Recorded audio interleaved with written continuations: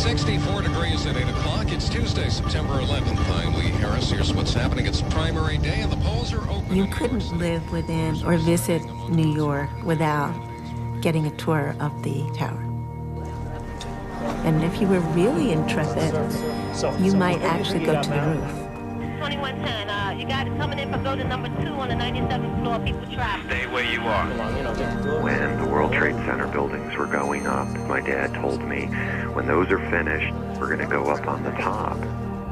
My dad said these buildings will last for 1,000 years. They'll be here forever. In the World Trade Center. Firemen in the building. They're making their way up here. It's 25 to 30 people. It's a terrific place to work. And on a clear day, you could see the curvature of the Earth. I said, no, it's not possible. It's not possible that my life is going to end this way. Get this one. Can we break a window? Whatever you have to do to get the air. Break a window, somebody! It was really, every fiber in your body is screaming.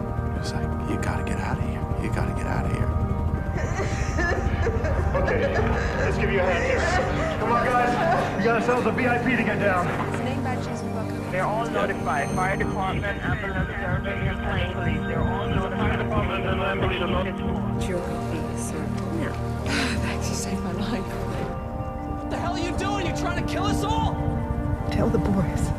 Tell the boys I love them.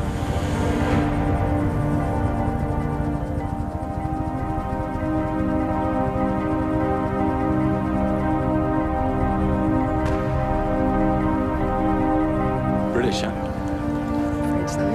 So where are you from? London? I'm from the south coast, a place called Hayling Island.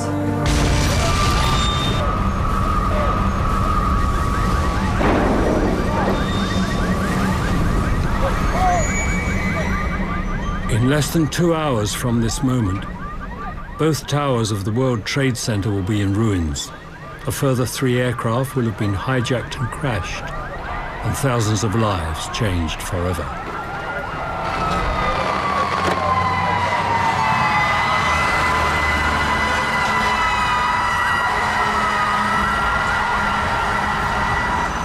This film looks at the events at the heart of the unfolding disaster through the eyes of the people who were there, and shows minute by minute what really happened inside the World Trade Center on the day America came under attack.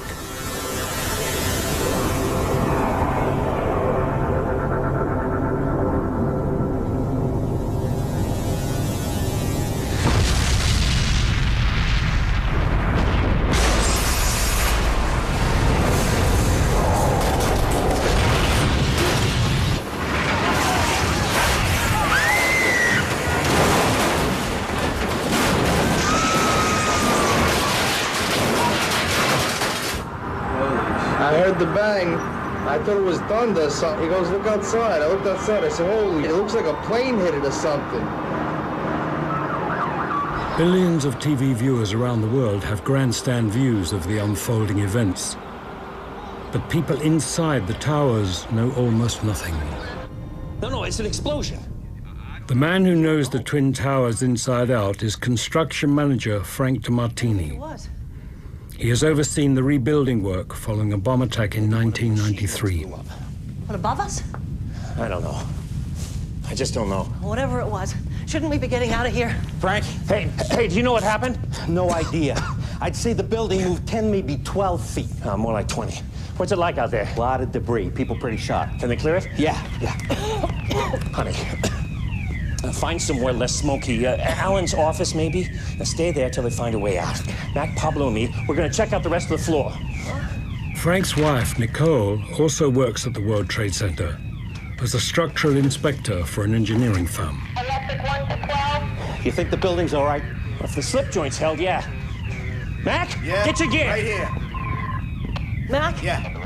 Try to persuade him to come down. Please. Okay.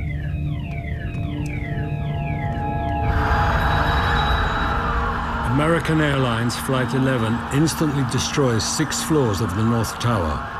Though all levels were designed to be smoke and fire resistant, smoke penetrates through the remaining floors to the top within a minute of the impact. Listen, listen up, everybody. Everyone, listen up, everybody, please. Everyone, please, we've got to stay calm. Can you listen up? I am going to call the emergency services. They will be with us shortly, okay? This morning, in charge of the conference suites at Windows on the World is Christine Orlando. Thank you. We need to check the elevators. Sir, could you do that, please? Elevator. Out there, thank you. All the phone calls Christine makes this morning to the Port Authority Police Department are recorded and transcribed. Port Authority Police Officer Maggie. Yes, hi, this is Christine, Assistant GM of Windows. We're getting no direction up here. We're having a smoke condition. We have most people on the 106th floor. The 107th floor is way too smoky. We need to know where to direct our guests and our employees as soon as possible. Okay, we're doing our best, man. We got the fire department, everybody. We're trying to get up to you. Right? We'll go back for 2 or 3 minutes and we'll find out what directions you should try to get out. You know, our guests are scared. Stairways A, B, and C blocked off and smoke. Yes. Okay, dear, go back in 2 minutes. Okay. You're on the air right now. Go ahead. What can you tell us? This just in, you were looking at obviously a very disturbing live shot there. That is the World Trade Center, and we have unconfirmed reports this morning that a plane has crashed into one of the towers of the World Trade Center. Clearly, something relatively devastating happening this morning there on the south end of the island of Manhattan. Just 6 floors below the impact, financial trader Hong Shu and his co-workers have no idea what has happened. Sorry, your call cannot be taken right now. Please hold the line. We just suddenly felt there was a big shake, a rumble. I say we go now. We can't just hang around waiting for something to happen. And after that initial rumble, we looked around. The ceilings caved in, and we didn't know what happened. Come on, kiddo. We need to get out of here. Hong's co-workers include Harry Ramos, head trader. You're not coming with us? I think we should stay here and wait for instructions. But why? It's an emergency. Somehow I remembered in 1993 there was an incident in World Trade Center, and some people died, not because of the bomb, but because they were stepped upon exiting the building. Han, the building just moved 10 feet. It's not safe. Folks, come on, gotta go. No, I'm staying. People, and good luck. And you too. See you at Max for lunch. Sorry, your call cannot be taken right now. Please hold the line. Within minutes of the first impact, the 911 phone system is clogged with people calling the emergency services. We got that already. She's based on the northwest side. There's a woman hanging from an unidentified person hanging from the top of the building. Where you are. Okay, that's all the information. On the 92nd floor, southwest corner. Where you are.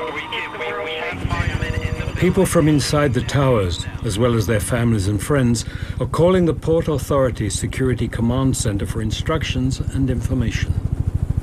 We want you out the building, ma'am. Sir, there are emergency services on their way to you. Evacuate the building. Emergency services are on their way. Most of the people who are able to choose to evacuate the North Tower. Others choose not to. And for a very simple reason. They have been told not to. All personnel, remain at your desks. Please remain at your desks. All personnel, remain at your desks. I'm calling on the 43rd floor. What are we supposed to do? We want you out the building, ma'am. Do not use the elevator, use the stairwells. Evacuate the building. But they're saying not to. All personnel, remain at your desks. Please remain at your desks. I'm going to put you on hold. Could you just hold the line for a second? PA's telling them to stay where they are. What? Can we turn it off from here? No.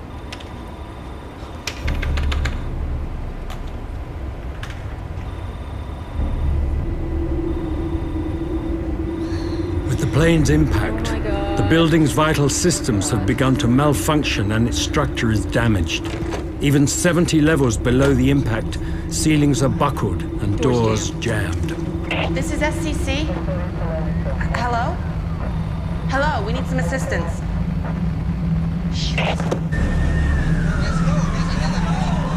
Because of the angle of impact of Flight 11, all stairwells and elevator shafts to the upper levels are cut off. Over 1,300 people are trapped. There is no way out and no rescue plan. Sir, sir, did you check out the elevators? Yeah, but they're all burned out. Right. We need water. The faucets aren't working. Can you please try to find some bottled water? Water from the vases, anything?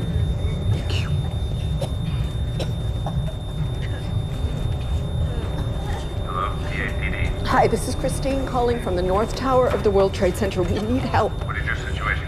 Right now we need a safe haven. Can you direct us to a certain quadrant? Hi, ma'am. I have to get on the radio as soon as possible. As soon as humanly possible. The people are asking whether they can break the windows. They can't breathe.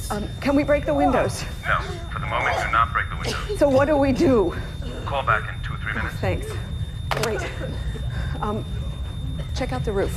The roof? Yeah, there's a service exit onto the roof. It's usually locked, but you never know. I watched it. I seen it. Look at the smoke. So it was a red and white. It was so long. This building right here.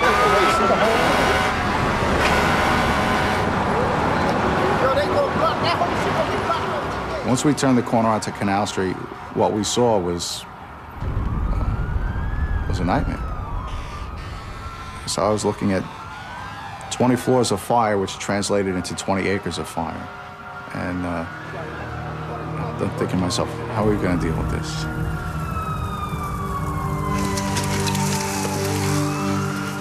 Okay, come on, guys, move it through. Watch your step. Come on, come on, come on, fellas.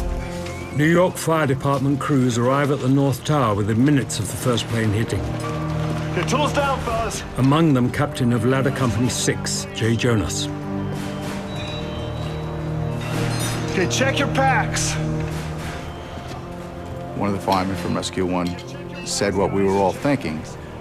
He came out and he said, we may not live through today. And we all looked at him and he says, you're right. And we stopped and we took the time to shake each other's hands and wish each other good luck. Not yet, guys. They've had their orders. We haven't had ours yet. But out of all those guys I was surrounded by, I'm the only one who's alive. They all perished.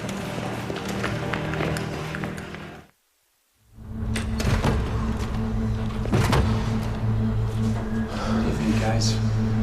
Try another one? Yeah. I say we go back to the Sky Lobby. Maybe take an elevator if it's working. If not, find another stairwell. Is everybody cool with that? Okay, let's go. At least the beast going to the gym, huh? Tell me about it.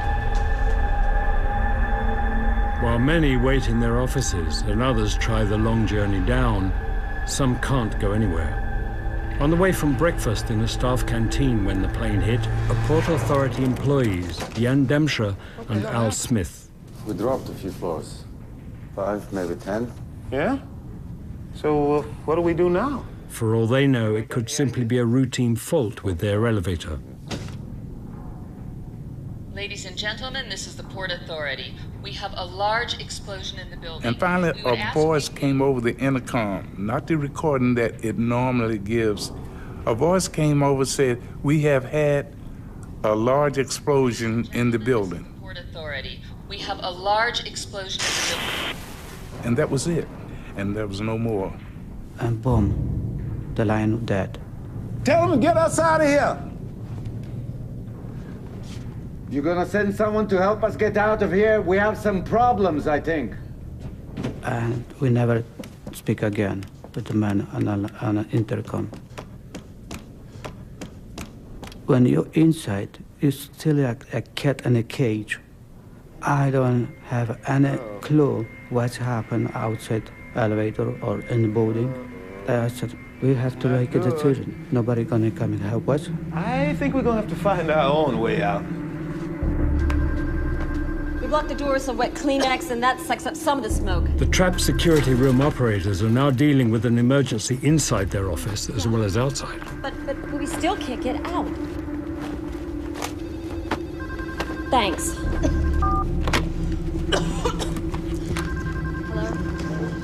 Hello? Hi, this is Melanie. I'm with the conference. We're trying to get up onto the roof, but we can't. I see. Where exactly are you? I'm not sure what number. The door won't open. Yeah, you need a swipe card. Well, we haven't bloody got one. Well, in that case, I can't help you. Can you open them from down there? I'm sorry, we're unable to do that from here. So what are we going to do? I'm afraid you're gonna have to find a way down. We've tried, but we can't. Well, then you're gonna have to wait for the emergency services to come to you. I'm sorry. I see.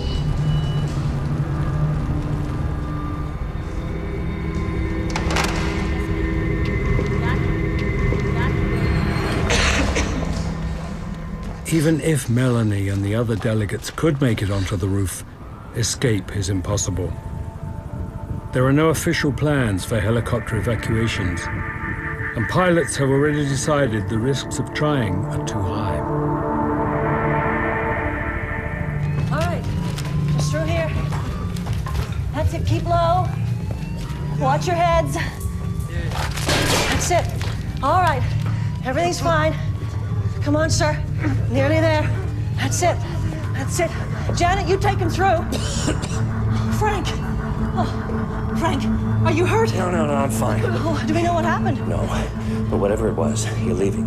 The stairwell's clear. Well, what about you? Aren't you coming? No, when I get everyone out, I'll come down. Oh, no, please, No, Frank. look, there are people trapped up here. I know this building. I know how to get them out. I know what you're thinking. Don't. I'll be fine. Seriously. And that's where Frank would always cross the line. I mean, you would say, okay, I've done what I can do, I'm gonna get out of here. And Frank just never had that point. Frank, I say we check out the tech room. Sure. Hey, I'll see you in a few minutes. Come on, let's go. Just one floor above Frank is Rick Bryan, a manager at insurance company MetLife. And I'll often say it was as if on a summer evening, sometimes every year, or maybe every other year, you hear a thunderclap, and the thunder rolls in like no other time, with a slowly building crescendo. And that's how it was on that day, when the plane hit.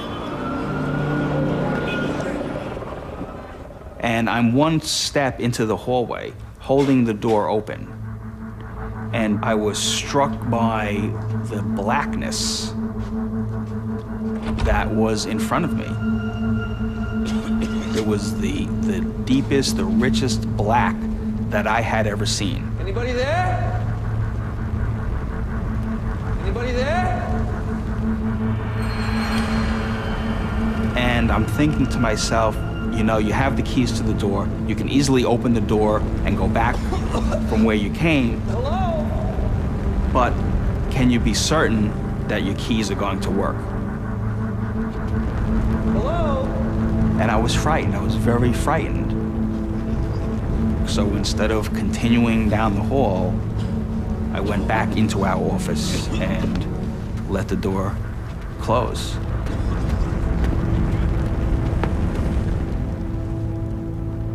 If I had gone down the hallway and died, it would have been better than living with this knowledge of, hey, you know what, when it came right down to it, I was a coward. And it was actually our two coworkers on the other side down that hallway that ended up dying on that day. And I often think now, perhaps I should have continued down that hallway.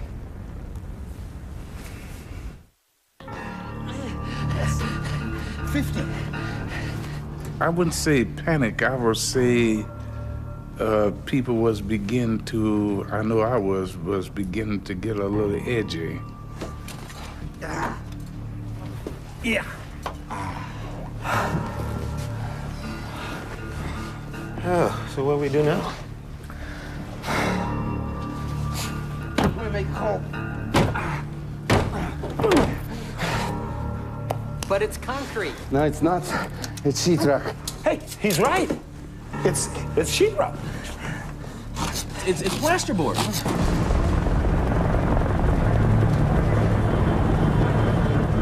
This is Christine again on Windows. We have to have air. The fresh air is going down fast. I am not exaggerating. Ma'am, I know you're not exaggerating. We're getting a lot of these calls. We're sending the fire department up as soon as possible. What are we going to do for air? Ma'am, the fire department is on its way. Can we break a window? You can do whatever you have to do to get the air. Break a window, somebody! Break a window!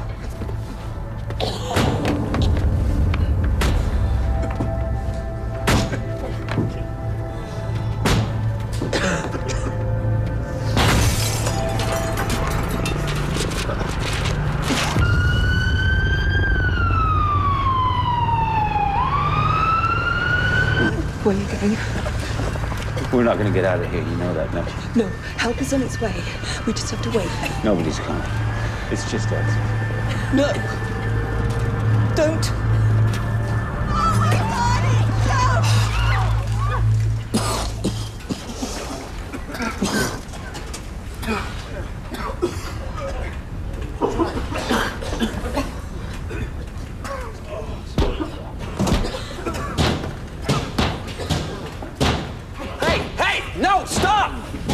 What the hell are you doing? You trying to kill us all?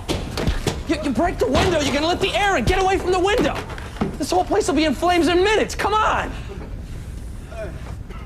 And I saw coming down behind them outside Looked like a suit or something. a man's suit. And I said to myself, why would anyone do that? Who would throw a suit out the window? What is that about?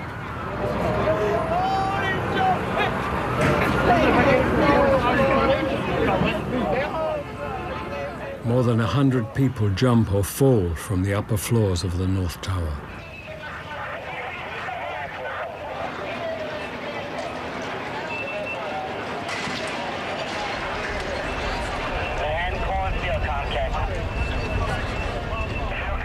Neither Christine nor anyone else makes any calls from Windows on the World after 9:40 a.m. We went to her apartment and that.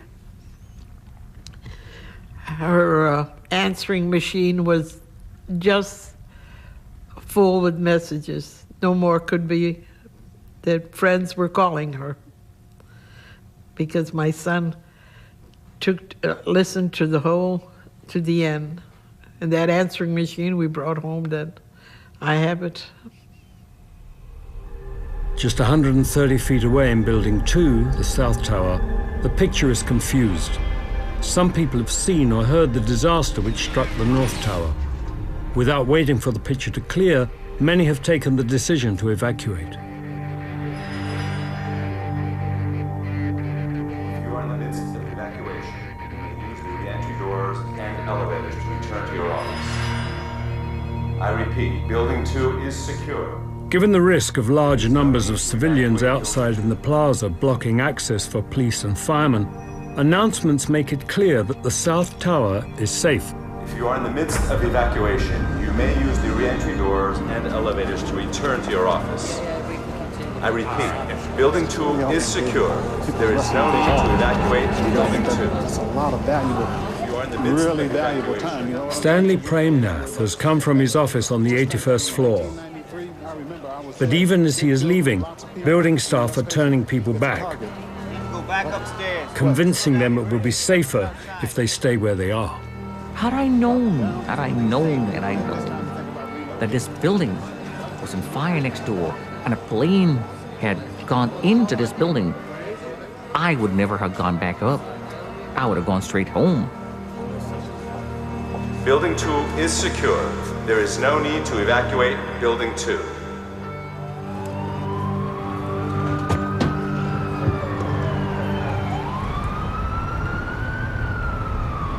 I'm not sure about this, guys. We got no choice.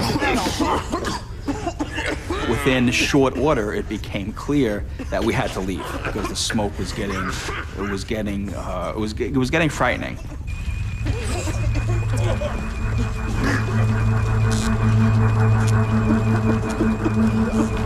Hey,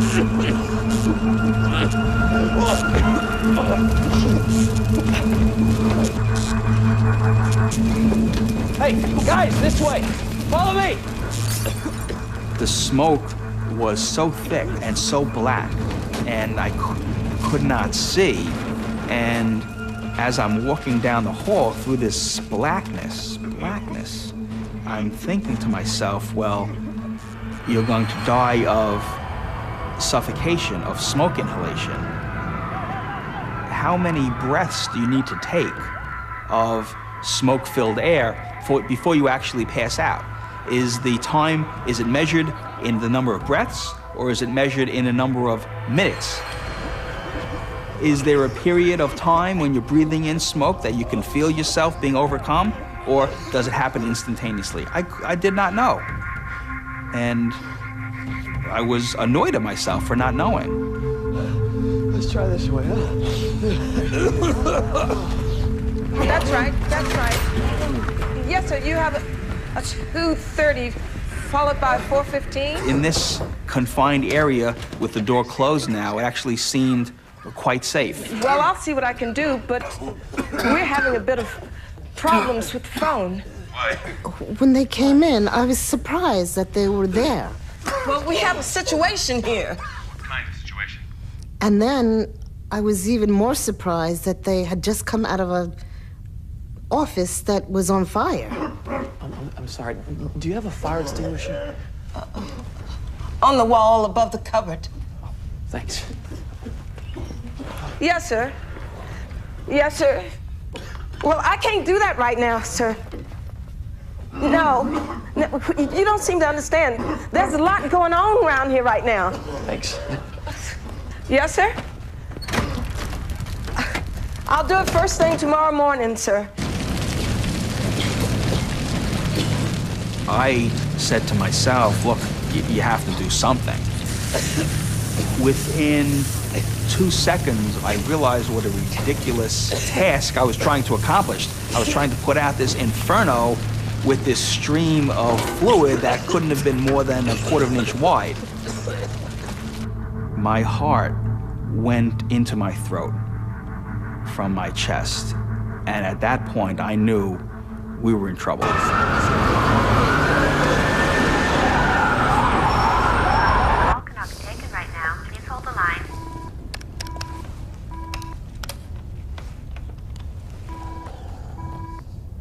Sorry, your call cannot be taken right now. Please hold the line.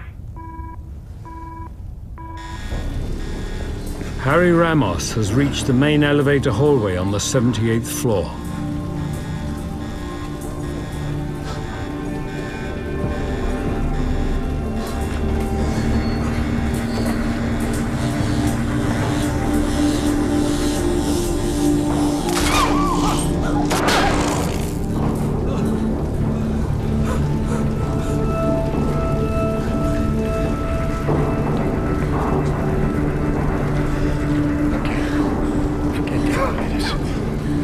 Get across and try and find a stairwell on the other side. That's okay. Let's go. And be careful.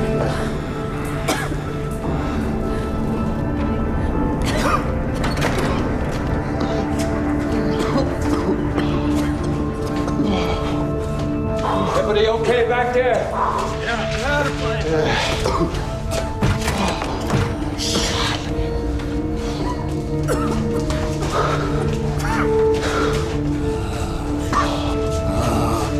Last one, I'm feeling lucky. I knew I was feeling lucky. Come on, we'll be out of here in no time.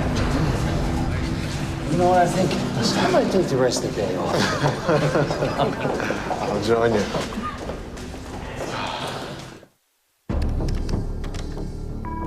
Sorry, your call cannot be taken right now. Please hold the line.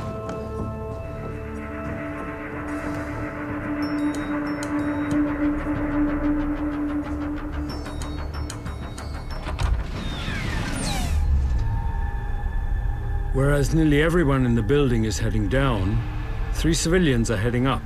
Frank DeMartini, Pablo Ortiz, and Mac Hanno. This way, down there. I gotta call my sister. Sure.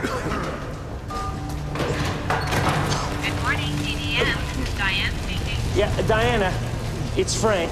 Is Nina there? No, Frank. I need you to get a message to her. Sure. There's been another explosion at the World Trade Center. I need you to find her right away and tell her that me and Nicole are fine. I don't want her to hear about it on the radio. Well, sure, of course. What about you? Are you okay? Yeah, I'm fine. Listen, I gotta go. Thanks, Diana. This way. Hey, let's keep moving, huh? This way. Come on, right through here. That's it. Keep going.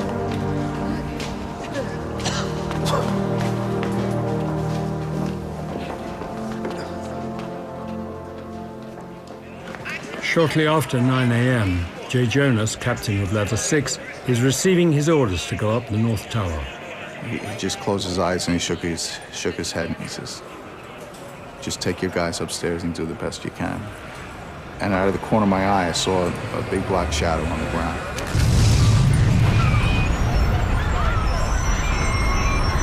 And a man came running in from the outside and said, a plane just crashed. A plane just crashed into the World Trade Center. United Airlines Flight 175 bound for Los Angeles hits Building 2, the South Tower, at 9:03 a.m., less than 17 minutes after Building 1 was hit. No. We still don't know. One man who gets an extraordinary view of the impact is Stanley Premnath.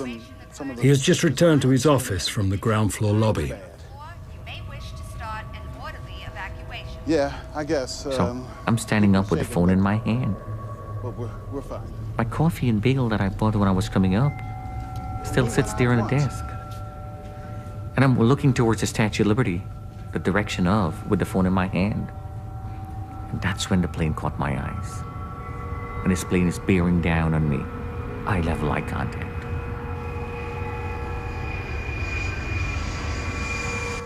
I'm hypnotized standing up there. I'm not having time to react.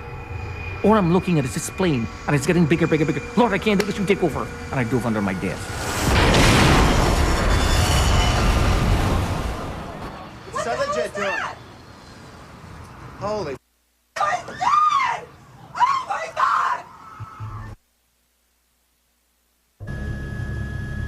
Wow. That apparently does look like it is in the other building at this point. That's All right, this is 16. I just saw the caller hung up, but he said a new explosion just happened at 2 World Trade Center on the 80th floor. The plane hits the South Tower between the 77th and the 85th floors. Because the plane struck at an angle, one staircase to these floors is, for a short while, passable. And there is another extraordinary piece of luck. The strange thing, the bizarre thing is, the phone starts to ring. I don't know who is trying to dial me, but the phone is ringing. And I'm saying to myself, I got to be dreaming. This is not real. In the real world, the plane crashes, you die. This is not real. I got to be dreaming. I live. Help! Help!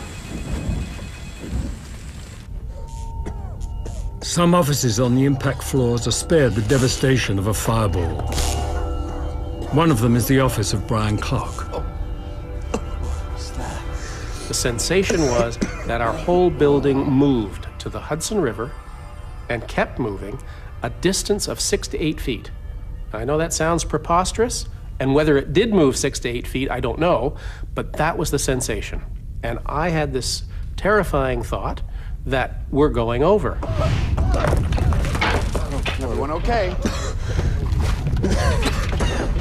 In a split second, our room just absolutely disintegrated. It was as if a demolition crew had been given all the right equipment, sledgehammers and crowbars, go through and destroy this space, and you've got a whole day to do it.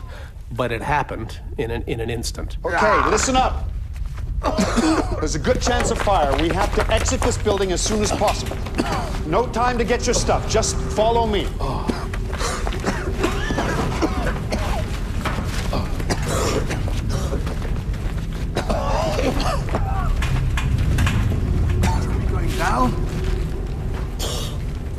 Yeah. We're going down.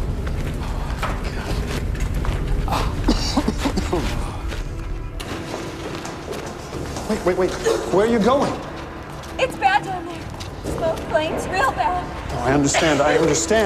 But trust me, we have to get out of the building. And the only way out is down. I say we go back up. Yeah, me too. I don't know when. Look, I say we keep going, check it out. See if we can't find a different way down. Look, it's bad upstairs, but it's not gonna get any better. But what if we can't find a way out? Well, then we'll just have to see. What about the roof? No way. Help! He's wrong. Help! What was that? Okay. Help! Come, let's go. I heard this noise inside the 81st floor, this sort of banging, and this voice screaming for help. Help, help, I'm buried. Is anybody there? I can't breathe. And I said, come on, Ron, we've got to get this guy. Is there anybody in here? As I went through the gap sideways, I saw the rest of the group on the stairwell, and they all went up, and they all died that day.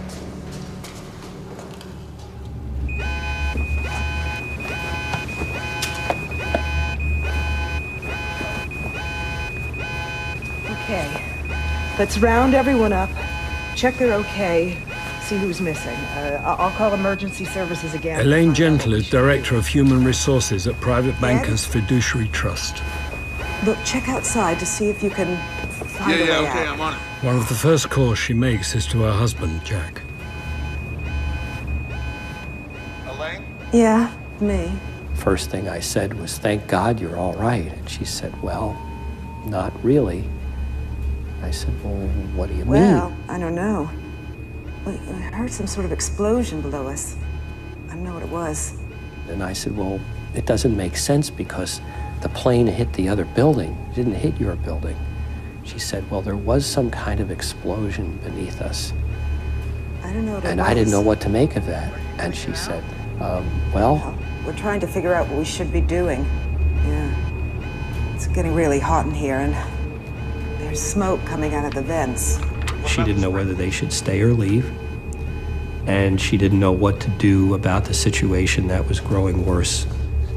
Elaine, it doesn't look good. I had no idea that there was a plane that hit her building. She had no idea that a plane hit that building.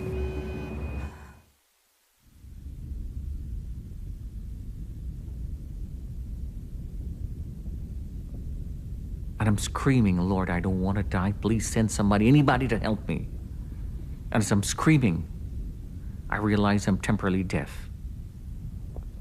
I couldn't hear.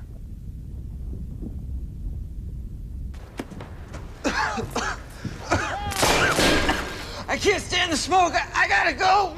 Hey, look, you go back and join the others. It's okay. Hello?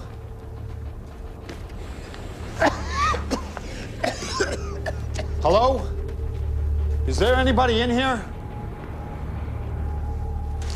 And I crawled the entire length of the loans department through the lounge, into the computer room, into the communication room, and that's the farthest I could have gotten. Because one lousy sheetrock wall stood firm, blocking my path. Hello?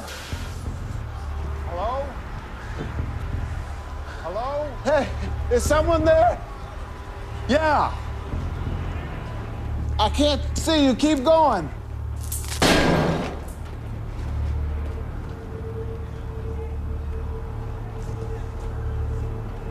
What?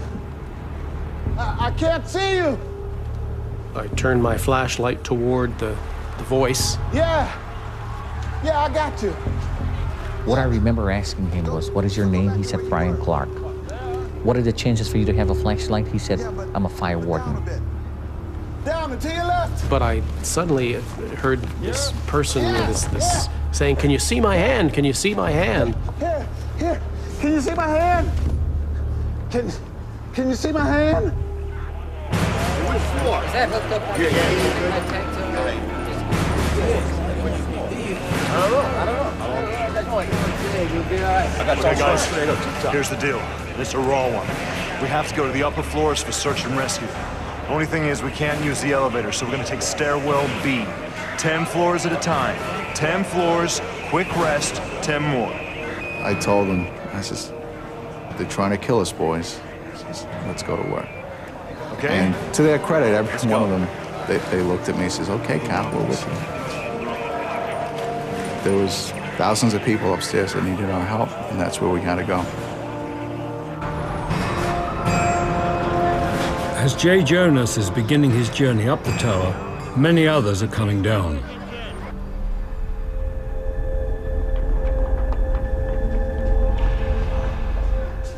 There are over 200 flights of stairs in each tower. To get out of the building by foot takes over 50 minutes. But that's what most of those inside the North Tower are still trying to do. And for some, that is not so easy. One of those who is unable to get out on his own is Victor Wald. Now, he made it from the 83rd floor down to the 59th floor. So he made it down over 25 flights. Sir? Do you need a hand? I just think probably he just became more frightened. Sometimes you just become, you know, you can't move your legs anymore. I'll send someone back up to find you.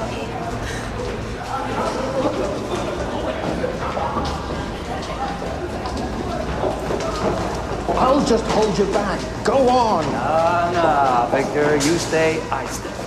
I don't know why he was drawn to Victor. I have no idea why. You guys don't need to hang around. Why don't you take off? I'll meet you downstairs when we get there. They had no connection. They didn't know each other at all. You know, they just could have walked by him like a lot of people would have done.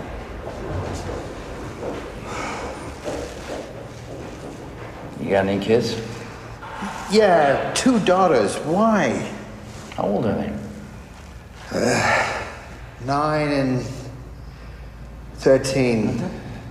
The oldest just had her bat mitzvah. Don't you think she'd want to know that you're safe? Maybe. Yeah. What's her name? Alexandra. I'll tell you what. Why don't we get you out of here and then you can get home and tell Alexandra and your other daughter that you're okay.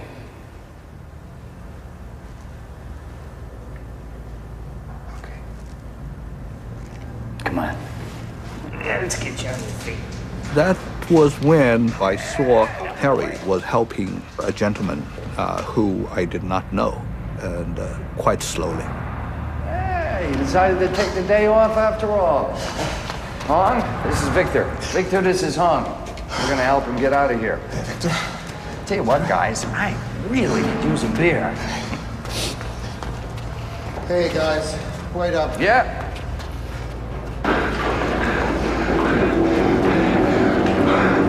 Okay, guys, let's take a rest here.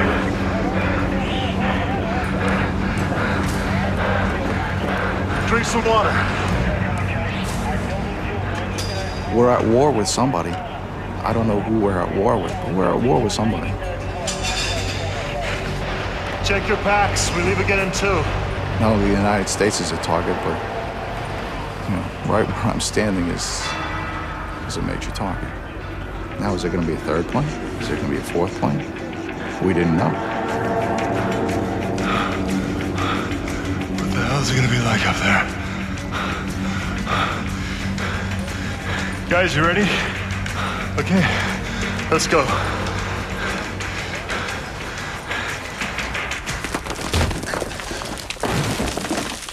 On the 81st floor of Building 2, the South Tower, Brian Clark and Stanley Premnath are still divided by a mounting of debris.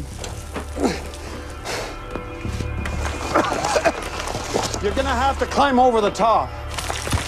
I'm not sure I can do that. Well, you're gonna have to. I said, the only way out of here is you to go over this. Okay. You must do this. And I climbed up on some stuff and kind of looked down at him. He scrambled up like a cat, and I tried to... He fell down once. I said, you must do this.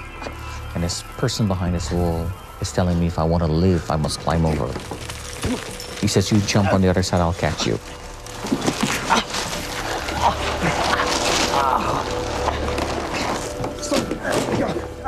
He said, hallelujah, I've been saved, which was sort of took me back.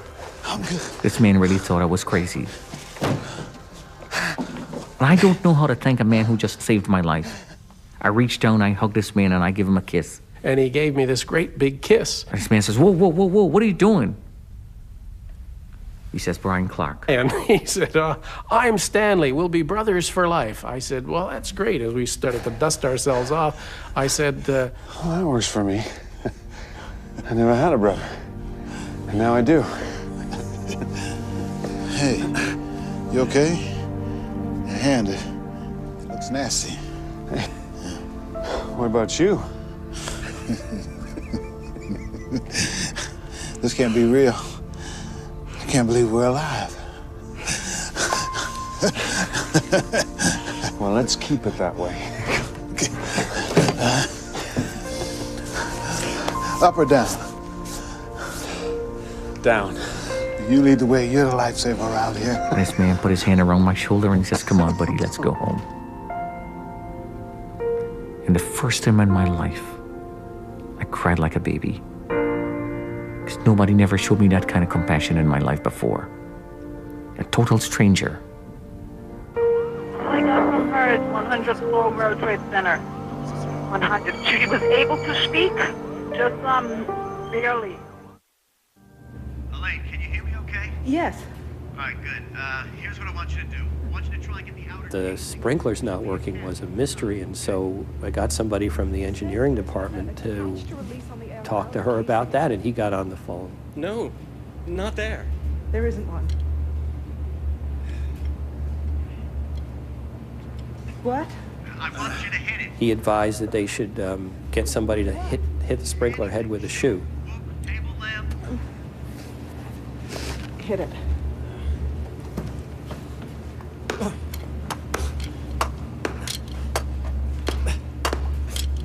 And I heard Elaine say, you know, try it again, try it again.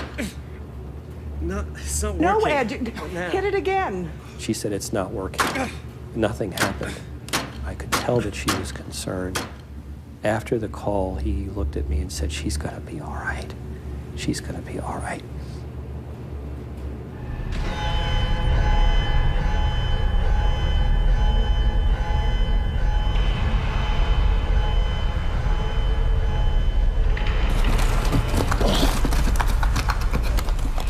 Chip, right, chip, right, chip, right, chip. Finally, after maybe 40 minutes or so, he got a hole about the size of a grapefruit. Sweet smell of fresh air. Yes, sir. Well, who'd have thought it, fella? World Trade Center, made out of sheetrock. Huh? We need some help.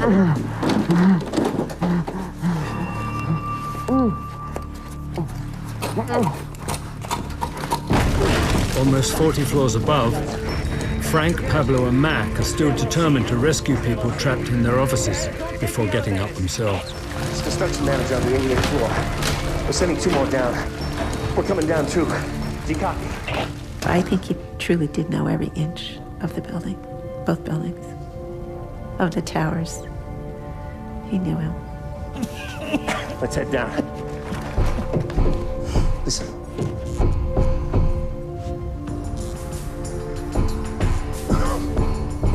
That's Met Live, right? Yeah.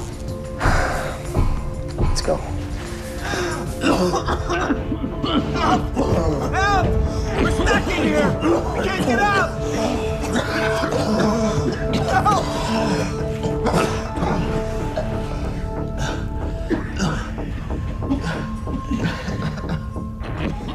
Near the end, or near the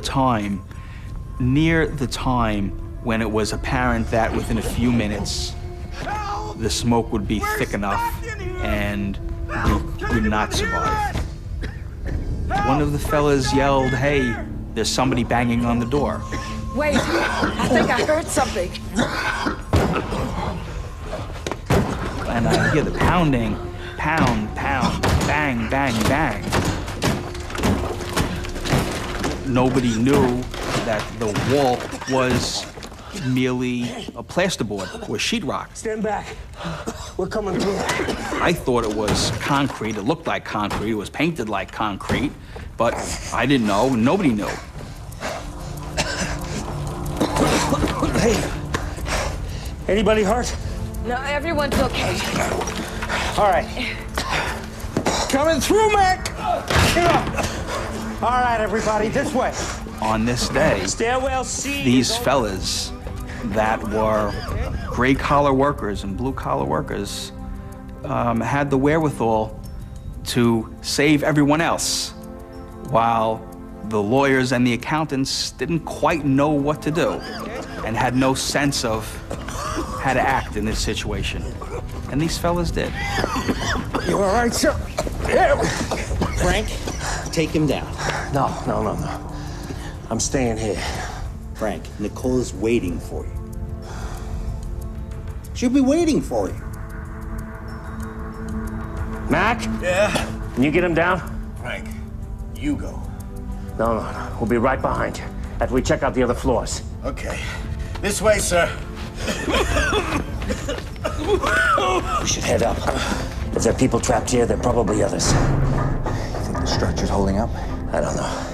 That's what we gotta find out. He should head down. And I just said, Thanks, huh? and he nodded back in return.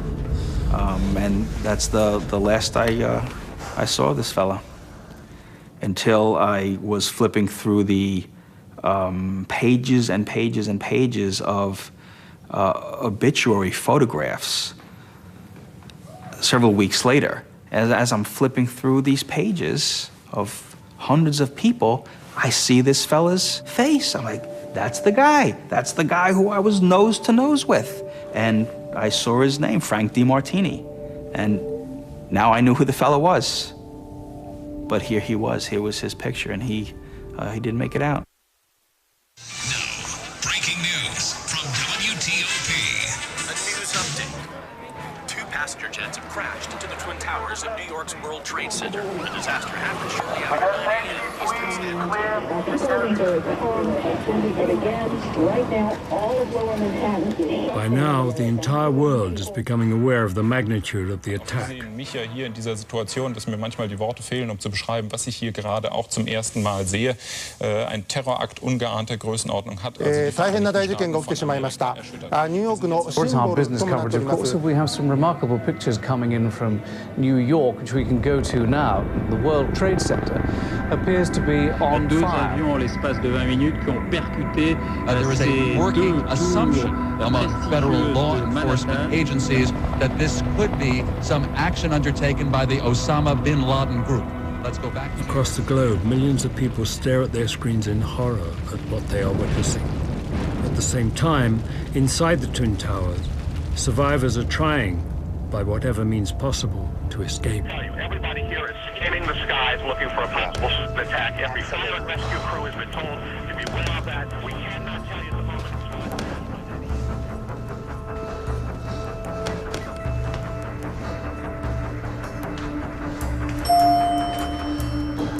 It works. I don't know. I'm not sure this is a good idea. You could get stuck. There might be a fire. Yeah, Hong, Victor may be right. We can get down faster. You know what they say about elevators when there's been a fire. Okay. Maybe it's better if we send an object down to the next floor, then call it back up. Yeah, it's a good idea.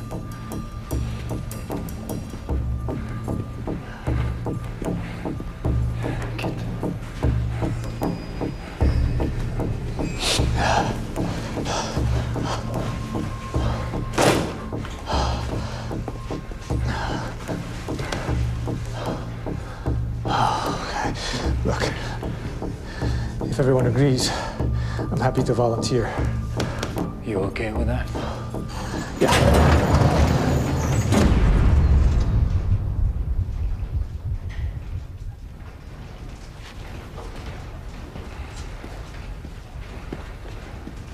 You a traitor?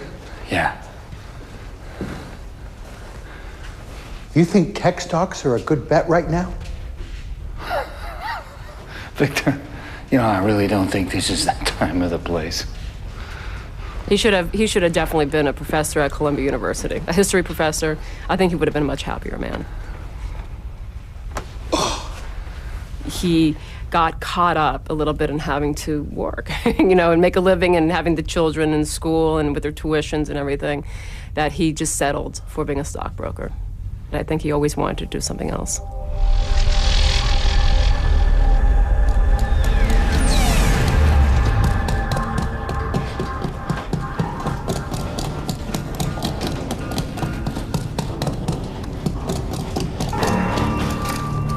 Can you see anything?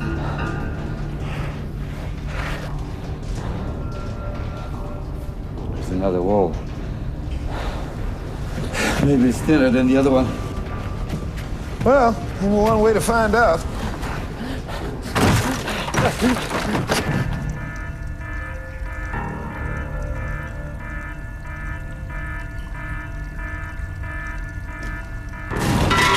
Hey! Where are we?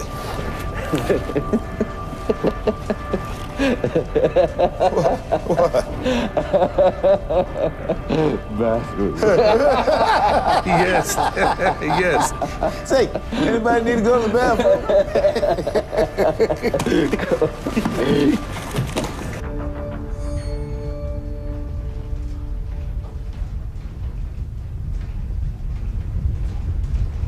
Looks like he got stuck or got out. He'll come back. But what if he doesn't?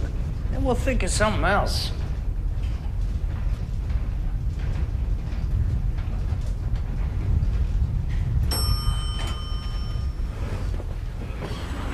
Welcome back. It's clear. Great. But only as far as the 44th floor. Come on, it's better than nothing, Victor. All right. Almost home, huh? We're gonna try to break out. It's just too smoky in here. Did you wet your clothes? Yeah. Honey, I have to go. Okay. And Jack, tell the boys. Tell the boys I love them. I said, I will. And I love you.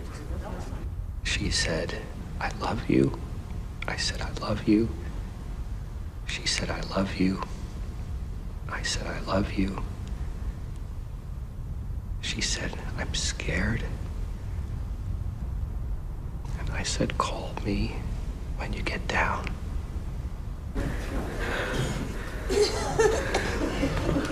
Oh, God.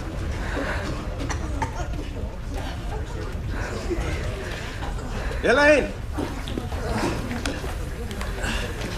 Okay. When I hung up the phone, I was horrified. Just horrified. Because she wasn't saying, she was saying goodbye. She was saying goodbye. That's how it felt. That's what it was.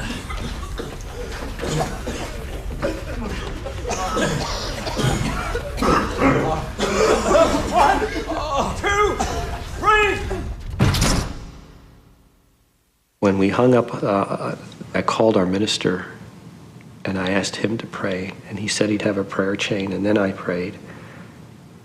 And I felt her body go right through mine, and I knew she was gone.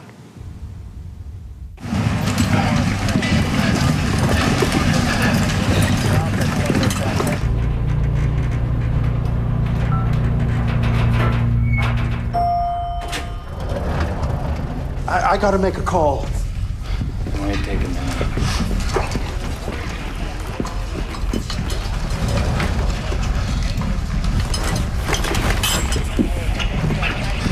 Hey, buddy.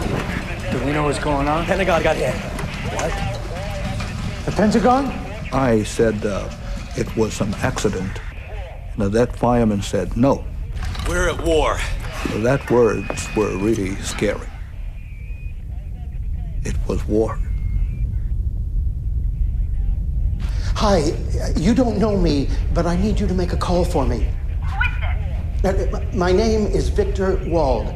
I need you to make a call to my wife, Rebecca. But I don't know her. I need you to pass her a message. Can't you call her yourself? I tried calling her, but I couldn't get through. That's why I'm calling your number at random. Is this some kind of joke? No, it's not a joke. My name is Victor Wald. I'm in the World Trade Center. Oh my God. I can't get through to my wife.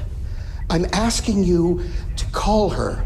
Her number is the same as yours, except there's a 6 at the end instead of a 7. And what's the message? Could you just tell her...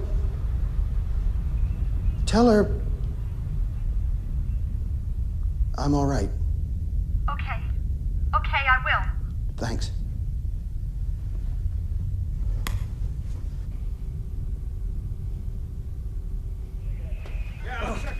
They just hit the Pentagon.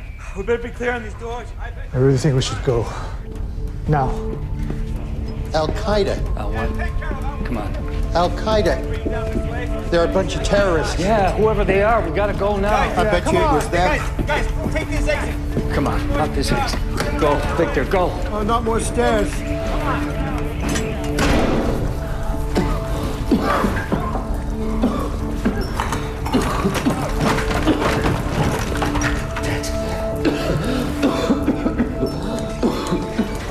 Hey guys, I'm back.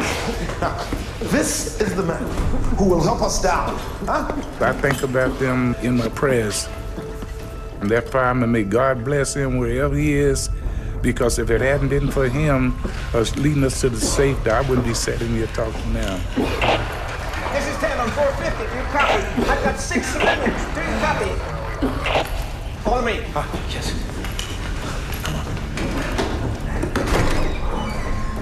Yeah. Oh, come on. Please, trust me. Come, let's go.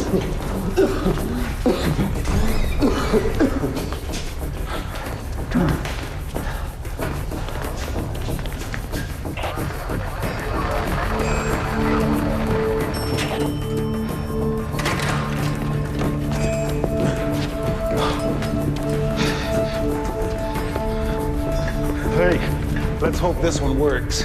No more elevators. What? Are you gonna walk? Well, I prefer. And I come into elevator, I see the big sign, do not use the elevator when it's fire. And I stay and I don't know what to do. I said, something's wrong. Listen, man, it'll take 30 minutes to walk down. We may not have 30 minutes. I said, that man is not responsible for himself, because if you was stuck at another elevator, who's going to help you? You got no choice, my friend. Come on. What's your name? Yeah. Jan? I'm Al. Good to see you. Nice to meet you.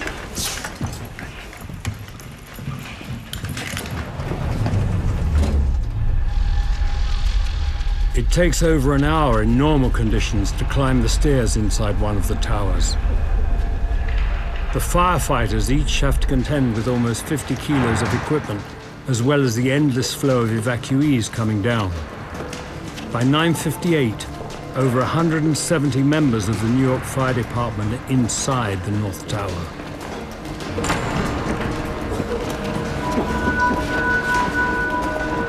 Okay, fellas, this way. Down the corridor, on your left, into the office. Guys, take a rest. 2 minutes.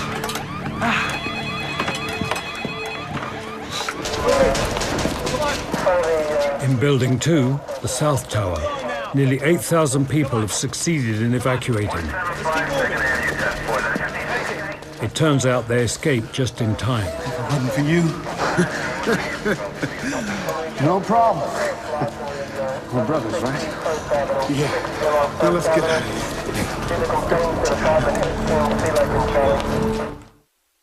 Everyone stick together. Come on. Diane. Rick, I'm coming.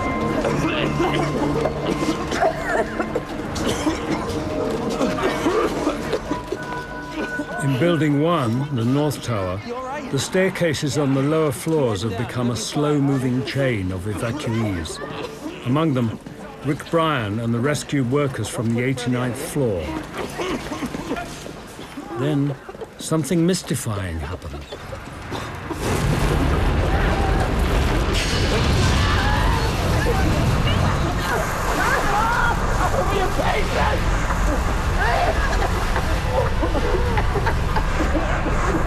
And all of a sudden, a huge cloud of this dark gray smoke comes shooting up the stairway and just covering everyone and everything.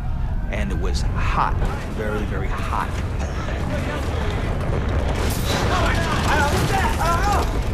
Our building started to shake. It swayed back and forth, and then the lights went out. I said, is that what I thought it was? Thinking that part of our building collapsed. And he just looked at me in a very serious face. He said, the South Tower's just collapsed.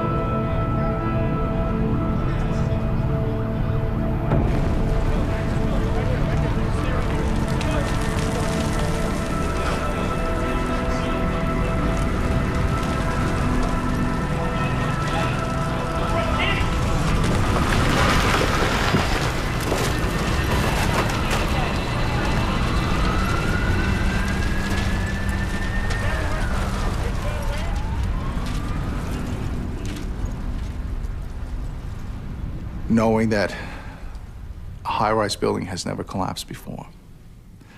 And now the sister building that we were in had suffered the same fate, but it got hit later than ours, had just collapsed.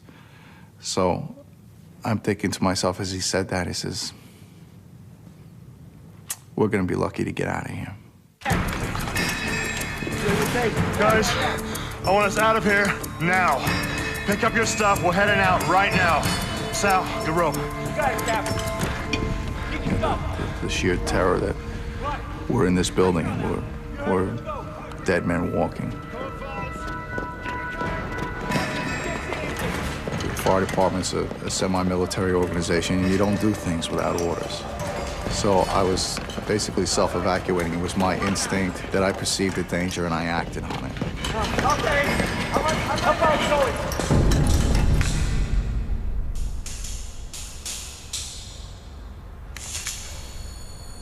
What was that? It sounded like an explosion. Victor, you gotta be positive. We've got to go. In case you hadn't noticed, we're still only on the 36th floor. Well, that's only 36 more floors to go. Now, come on. I wasn't even supposed to be here. What do you mean? Working here. My job, my life. Just pathetic. What, you want me Pathetic. to go ahead and see if I can find a faster route? No, don't leave us. I won't, but we have to go. Now, come on. You think we're going to make it, Harry? Harry. Yeah. We're gonna make it, right? Sure we will. Now, come on. You're gonna have to move, Victor. Get yourself up and let's go. Get moving.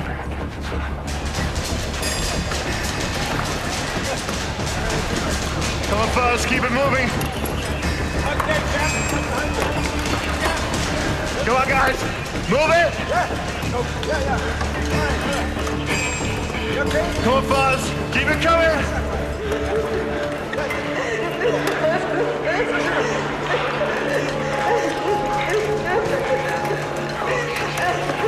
Hey, how's it going? I've got a bad leg. Well, can you walk? Slowly. And Tommy Falco turns around and looks at me and he says, "Hey, Cap, what do you want to do with her?" And I took a deep breath. It's like, Okay, let's give you a hand here. Come on, guys. We got ourselves a VIP to get down. Okay? You ready? Hey, man. Want any help? That's the stuff. Wait here. Four more steps. All right, take it easy. That's the green. Doing real well. and people ask me, says, "Why did you do that? You know, you could have passed her by, nobody would have known." I says, "I would have known." You know, and the sight of her standing in the doorway would have haunted me forever. Great stuff. You can do it. Come on. Doing fine. Excellent.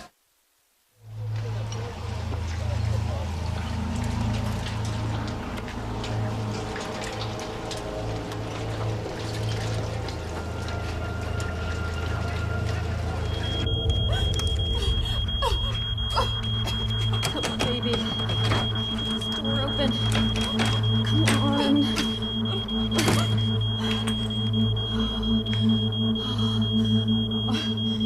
They should be here by now.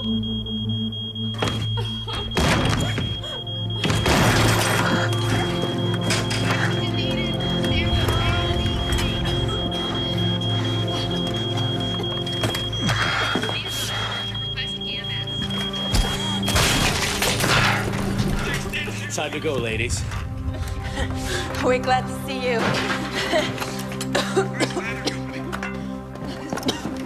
Come on.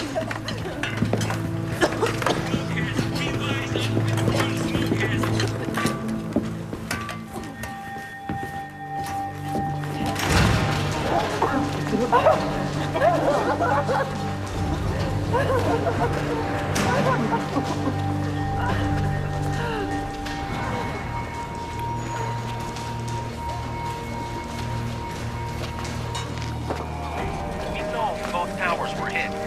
But what more can you tell us? I've seen many people running to save themselves. Most of those who ran past me are exhausted.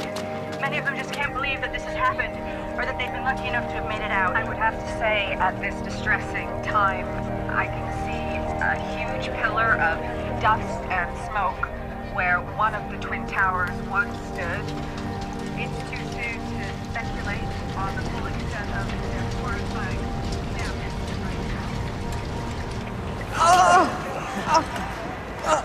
It was really, every fiber in your body is screaming. It was like, you gotta get out of here. You gotta get out of here. Whoa, you okay? You okay? What was once, we were almost like running down the stairs. Guys, make a space. Now our evacuation is one step at a time. Both feet on the same step, going very slowly. And now this is becoming like Chinese water torture going down the stairs. You know, the clock is ticking. Okay, guys, take a rest. Josephine. Yeah. You want some water? No. Josephine. It wasn't a question. Drink some water. And I developed this trait of mine. Whenever a situation got more serious, I would speak more slowly and more deliberately. Because if the situation is that serious, you didn't need somebody screaming in your ear to add more anxiety to the situation. So I would try to diffuse that by speaking in a more calm manner. And I was at my calmest. Guys, I'm gonna see if I can find us a chair we can carry it, okay?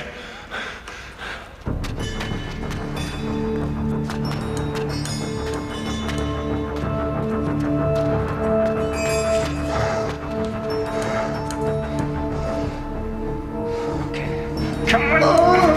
Come on, let's go. Okay, nearly there. Come on, take my hand. Yeah, go. Yeah, this way, this way. Stairwell C. Any word on our engineer? No. You think we should go? No. Neither do I.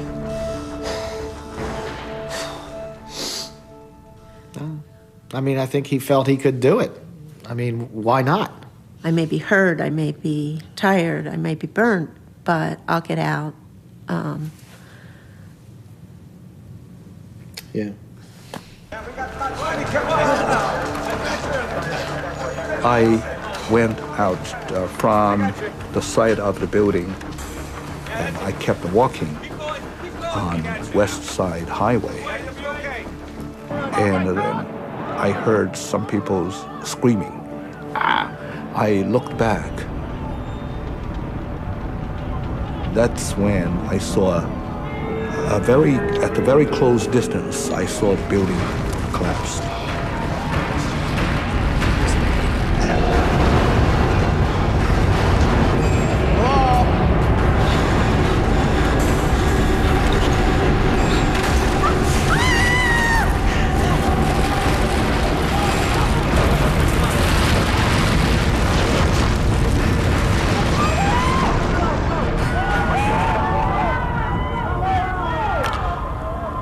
I thought probably we lost Harry at that moment.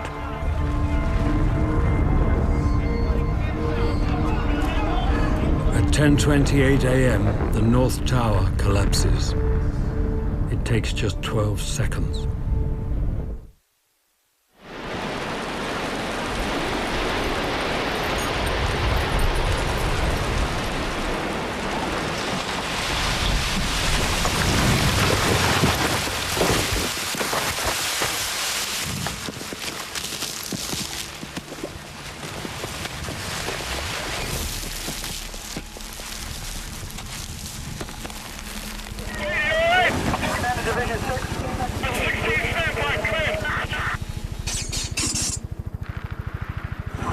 Division 6 acting, K, urgent.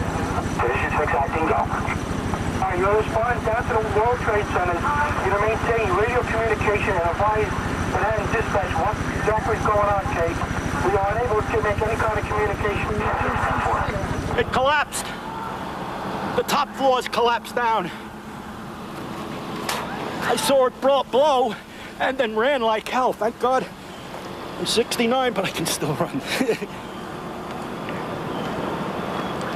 There's got to be firemen trapped back there, though. Everyone watching the collapse of the North Tower immediately assumes that anyone inside must have perished.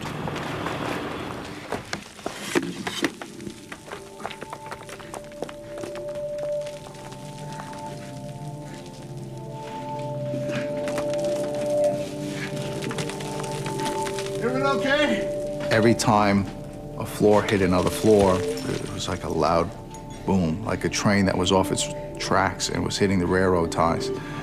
And it was getting closer and closer. Listen up. I'm gonna do a roll call. Billy. Yeah. So violent was the vibration that we were actually being bounced around off the floor. Yeah. And just kept waiting. Just kept waiting for that big beam or that big piece of concrete to come. And for us, it didn't come. Matt? Yeah! Sounds like you dropped a couple of floors there, buddy. How about our special guest? You mean me? Yeah. Yeah. I'm here. And my name's Josephine. Good job, Josephine. And I'm up here, you know, to have no idea what I look like. It never dawned on me, you're great too, kiddo. You can all you want, it won't help.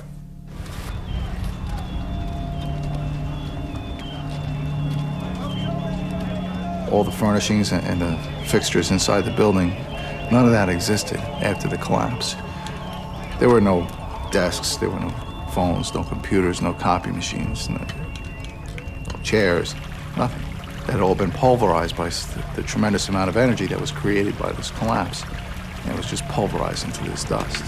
And we're in the geographic center of that dust. Sergeant Jonas, ladder 6. We're on the 4th floor. North Tower. We need help. Do you copy? And somebody got on the radio and said, "Where's the North Tower?" Like I looked at my radio, I says, "Where's the North Tower?" I said, "Man, we're in trouble if they don't know where the North Tower is." I had stepped out onto West Street, wondering what could have happened to cause this mess. The ash and the fire trucks twisted up like toys. I went back towards the building where there was a fireman, and I walked up to the fellow and I said, "Hey, there's a body over here." He looked at me with the look that I sensed, hey, why is he looking at me like I have two heads, like I'm crazy? Why is he giving me this look? And he said, "Just go on." And I realized there were actually bodies and people scattered all over the place. And you couldn't see what the scene was like because everything was covered with ash. Cones of body. Cones of body. Cones of bodies. Stay away. Cones of bodies. Cones of bodies.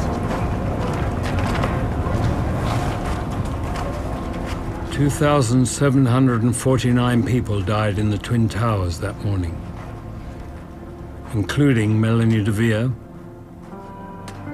Christine Olender, and more than 150 delegates and staff at Windows on the World. Elaine Gentle and 95 of her colleagues at Fiduciary Trust, including Ed Emery. And 84 workers and officials at the Port Authority who looked after the building. The people I knew at the Port Authority, Jerry Guggen, Bill Jones, Tommy, Clara, and Margie, and all these people, they were just, just like...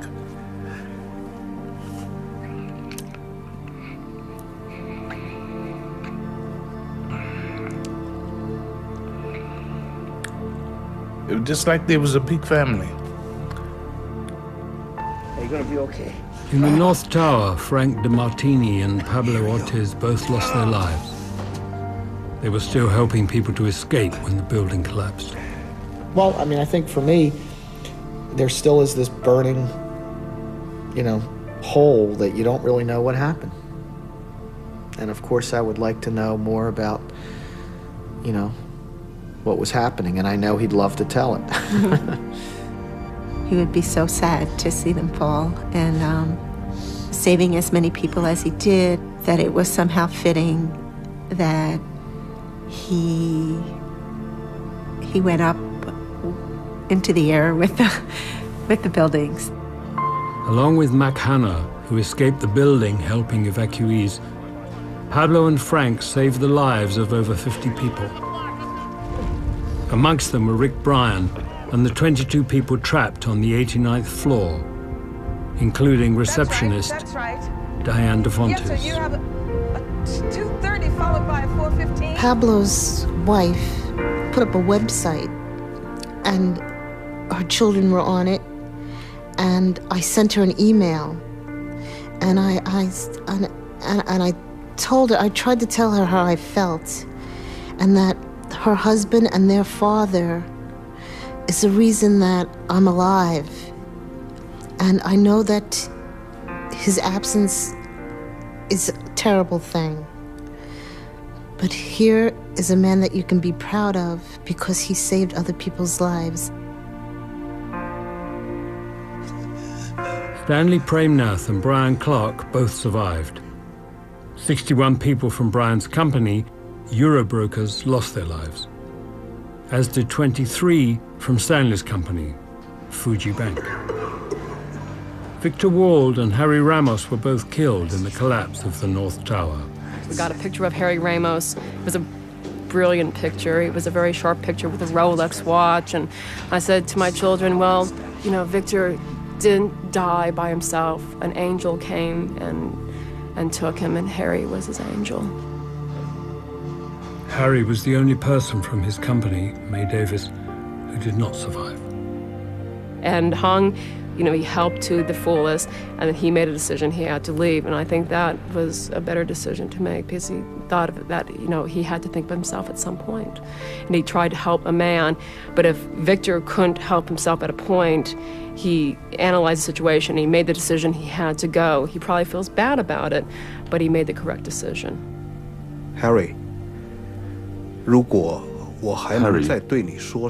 I could talk to you again, I'd like to say, we should have left together. The 6 people trapped in elevator 41 all escaped, including Al Smith and Jan Demscher. Can't imagine. I'm short and he's tall. Every day it's with me. It's in my head. There were so many people I knew. Friends, acquaintances, faces in the crowd. And I was there. I survived. But almost 3,000 people didn't. It's hard to escape this memory.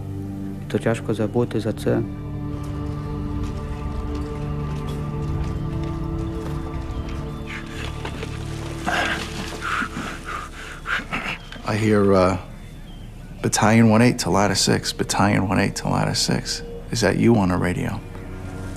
I say, yeah, it's me. Rescue 3 to Ladder 6, Captain Jay Jonas. This is Cliff. I'm coming for you, brother. I'm coming for you. And that was the first, it choked me up. It's the first time in my career where I had become the person in need of rescue instead of the person coming to do the rescue. It would be almost 5 hours before Jay Jonas and the 13 people trapped with him would finally find their way to freedom. They owed their lives to an extraordinary piece of luck. Once the collapse reached our area, it kind of ran out of energy because the pile itself was about 6 to 7 stories tall, the debris pile. And we were in that 2-story cocoon. If you were lower than that, the debris settled there and you didn't make it. If you were above that, you were part of the kinetic energy of the collapse and you didn't make it. So you really had to be where we were.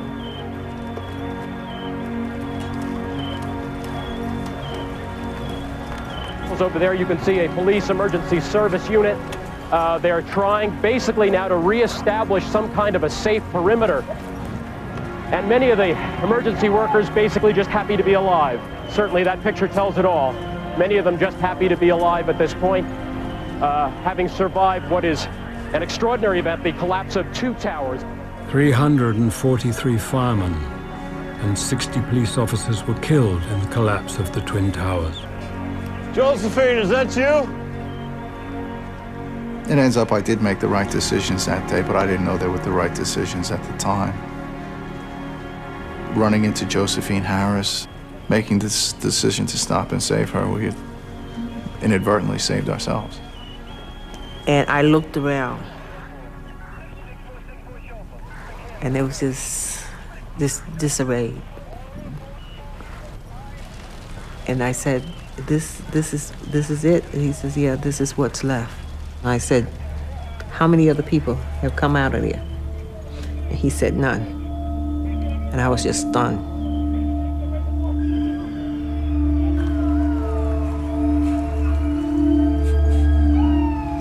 Don't push it under the rug. Don't forget it, because it can happen again. And I believe that they are going to try again. It won't be tomorrow, it won't be next year, but they're coming back. In the 5 years since 9/11, as the bombings in London and Madrid have shown, Al-Qaeda's commitment to simultaneous attacks has not diminished. Josephine Harris is not alone in thinking that one day they will come back. I don't know of a single expert who we interviewed or have talked to before or since we made our report who doesn't believe there'll be another attack. We have made 41 recommendations. We see them implemented only partially, and in some cases not at all. And yet every one of those recommendations, which everybody agrees with, is designed to make the American people safer. If I have a nightmare, it is about the combination of a terrorist and a nuclear device. My worry is that we could be saying the same thing. Why didn't we do this and why didn't we do that? So there will be another attack, and if we're not prepared, God help us.